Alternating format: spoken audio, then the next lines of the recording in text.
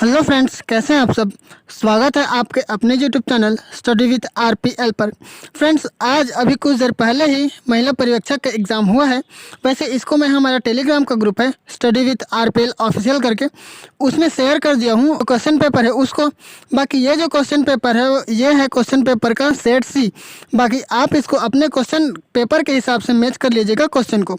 तो फ्रेंड्स, चलिए बिना टाइम वेस्ट किए हम वीडियो को स्टार्ट करते हैं। इसमें मैं अभी बताऊँगा आपको हिंदी और छत्तीसगढ़ी का जो प्रश्न है उसका आंसर अनुमानित। ओके, बाकी आप लोग बताना कि आपने कौन सा क्वेश्चन को कौन से ऑप्शन को टिक करके आया है। ओके, तो फ्रेंड्स, क्वेश्चन नंबर 61 से स्टार्ट हुआ था। यहाँ पे हिंदी आप देख पा रहे होंगे, अनुनासिक चिन्ह का प्रयोग है। तो फ्रेंड्स, यहाँ पे ऑप्शंस में आपको दिया है अनुनासिक। तो फ्रेंड्स, जो ऑप्शंस यहाँ आपको दिख रहा होगा उनमें से हमें छांट के ऐसा कौन सा शब्द है जहाँ पे अनुनासिक का यूज़ हुआ है वो हमें बताना है। तो यहाँ आप देख पा रहे होंगे फर्स्ट ऑप्शन आप देख पा रहे होंगे मंत्र, फिर ऑप्शन नंबर बी है हंस, फिर ऑप्शन नंबर सी है शोक और ऑप्शन नंबर डी है वो है क्यों। तो फ्रेंड्स, इसका जो सही जवाब होगा वो होगा ऑप्शन नंबर बी हंस। यहाँ पे जो चंद्र के साथ साथ जो बिंदु होता है इसी को हम क्या बोलते हैं, अनुनासिक। 62 आप देख पा रहे होंगे, तो जिन शब्दों के खंड सार्थक ना हो उन्हें क्या कहते हैं। तो फ्रेंड्स, जहाँ भी क्या हो उसका कोई अर्थ न हो, किसी भी उसको अलग कर देने पे, उसका खंड खंड करने पे क्या हो उसका अर्थ ही ना हो कोई सा, तो उसी को हम क्या बोलते हैं, योग रूढ़। तो ऑप्शन नंबर बी इसका होना चाहिए। बाकी आपने किस बेस पे दूसरा मारा है वो भी आप हमें बता सकते हैं। नेक्स्ट आप देख पा रहे होंगे आँखों के सामने के लिए एक शब्द प्रयुक्त कर सकते हैं, परोक्ष, अप्रत्यक्ष, प्रत्यक्ष या दर्शनी। आँखों के सामने मतलब ये होगा प्रत्यक्ष। ओके, तो इसीलिए इसका जो सही जवाब होगा वो होगा ऑप्शन नंबर सी, प्रत्यक्ष। नेक्स्ट आप देख पा रहे होंगे परिमाण बोधक विशेषण है। यहाँ पे ऐसा कौन सा शब्द है जो परिमाण दिखा रहा है। तो यहाँ आप देखेंगे तो नुकीला, पतला, ये तो क्या है, फिर है 10 हाथ जगह और फिर रोगी। तो फ्रेंड्स, यहाँ पे हम देखें तो ये जो ऑप्शन नंबर सी आप देख पा रहे होंगे 10 हाथ जगह, यही क्या है, परिमाण बोधक जो है विशेषण है। नेक्स्ट पे हम देखें वह वाक्यांश जो किसी शब्द के पहले आकर उसका विशेष अर्थ प्रकट करता है उसे कहते हैं।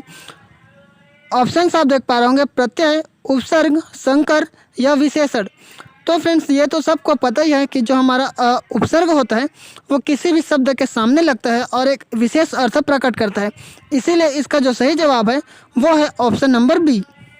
नेक्स्ट आप देखेंगे 68 नंबर, तो मैं अपन काम ला आप कर लूँ में सर्वनाम है। तो फ्रेंड्स, यहाँ आप देखेंगे तो पूछा किसको गया है, मैं को। मैं जो है वो कौन सा सर्वनाम है, निश्चयवाचक सर्वनाम, निजवाचक सर्वनाम, पुरुषवाचक सर्वनाम या संबंधवाचक सर्वनाम। तो फ्रेंड्स, यहाँ पे जो मैं है वो है ऑप्शन नंबर बी, निजवाचक सर्वनाम। ओके, इसीलिए इसका जो सही होगा वो होगा ऑप्शन नंबर बी। नेक्स्ट पे हम चले तो नेक्स्ट आपको दिख रहा होगा यह कोई नया काम नहीं है, वाक्य में सर्वनाम है। कौन सा प्रकार का सर्वनाम है, संबंधवाचक सर्वनाम, निश्चयवाचक सर्वनाम, प्रश्नवाचक सर्वनाम या अनिश्चितवाचक सर्वनाम। तो फ्रेंड्स, यहाँ पे स्पष्ट बोला गया है कि यह कोई नया काम नहीं है, मतलब सीधा सीधा इसमें निश्चितता का भाव हमें दिख रहा है। इसीलिए इसका जो सही जवाब है वो होगा ऑप्शन नंबर बी, निश्चयवाचक सर्वनाम।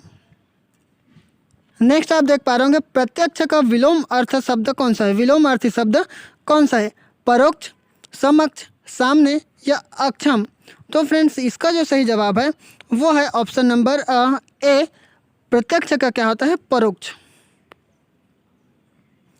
फिर 71 आप देख पा रहे होंगे तो समूहवाचक क्या संज्ञा है।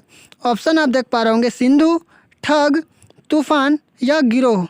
तो फ्रेंड्स, यहाँ पे आप देखेंगे तो जो सिंधु है वो तो किसी विशेष का नाम है, और जो ठग है ये किसी ठग का जो झूठ है, या हम बोले ठग भी बोल सकते हैं, तो वहाँ पे ये भाववाचक संज्ञा होना चाहिए। फिर ये तूफान, और यहाँ पे आप देख पा रहे हैं गिरोह।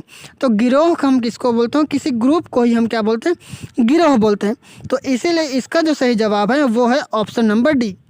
नेक्स्ट पे हम देखें वह आए तो मैं जाऊं में भविष्यत काल का कौन सा भेद है?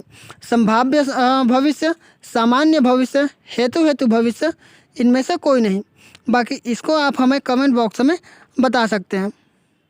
लेकिन यहाँ पे वह आए तो मैं जाऊँ, यहाँ पे हेतु पद का जो भविष्य का काल है वो होना चाहिए। बाकी आप लोग बताना आपने क्या किया है। ओके, नेक्स्ट पे हम चले। बात करना में छत्तीसगढ़ी पर्यायवाची हो ही। बात करना के छत्तीसगढ़ी पर्यायवाची हो ही खचित, ओझियाना, बोरियाना या उसराना। तो यहाँ पे हम देखें तो खचित मतलब क्या, जिसमें निश्चितता का भाव हो उसे हम क्या बोलते हैं? खचित। ओके, मतलब निश्चित ही। ओझियाना मतलब क्या होता है? बात करना या इशारे से बात करना। फिर है बोरियाना, बोरियाना मतलब क्या? चिल्लाना। ओके, और उसराना, उसराना हम किसको बोलते हैं? जो किसी चीज़ को जल्दी करने के लिए हम बोलते हैं तो उसको क्या बोला जाता है? उसराना। तो इसीलिए इसका जो सही जवाब होना चाहिए वो होना चाहिए ऑप्शन नंबर बी, ओझियाना। नेक्स्ट पे हम चलें तो 74 आपको दिखेगा, क्वेश्चन नंबर 74। दांत काटी रोटी होना, यहाँ मुहावरा का अर्थ क्या होगा? तो क्या उम्र पता करना है, या खीस काढ़ना है, या गहरी दोस्ती होना है, या जूठा कर देना है? तो फ्रेंड्स इसका जो सही जवाब है वो है ऑप्शन नंबर सी, गहरी दोस्ती होना। इसके लिए जो मुहावरा है वो है दांत काटी रोटी होना। ओके, नेक्स्ट पे हम चले तो 74 के बाद आपको दिखेगा यहाँ पे 75। तो यहाँ छत्तीसगढ़ी ओंगना शब्द का प्रयोग कहाँ होता है, या फिर प्रयोग छत्तीसगढ़ी शब्द यहाँ पे आपको दिखेगा ओंगना। इसका प्रयोग हम कब करते हैं? गाड़ी में तेल डालने के लिए, खाट में तेल डालने के लिए, कढ़ाई में तेल डालने के लिए, या डिब्बा में तेल डालने के लिए। तो फ्रेंड्स अक्सर आपने सुना होगा गाड़ी जो है उसका जो एक्सिस होता है वहाँ पे हम क्या बोलते हैं? अक्सर तेल डालते हैं, तो उसी को हम क्या बोलते हैं? तेल ओंगना। तो इसीलिए इसका जो सही जवाब है वो है ऑप्शन नंबर ए। बाकी आप हमें कमेंट बॉक्स में बताएंगे कि आपने कितना आंसर टिक करके आया है और कितना आपको सही लग रहा है। बाकी और जो सब्जेक्ट्स हैं जैसे रीजनिंग हो गया, जीके हो गया और इंग्लिश है, इन सब का भी आंसर की आपको इसी चैनल पे देखने को मिलेगा। तो प्लीज़ आप चैनल को सब्सक्राइब करके बेल आइकन प्रेस कर लीजिएगा। तो चलिए फ्रेंड्स, मिलते हैं फिर ऐसे ही अगले वीडियो में। तब तक सीखते रहेगा, सिखाते रहेगा। जय हिंद, जय भारत, वंदे मातरम।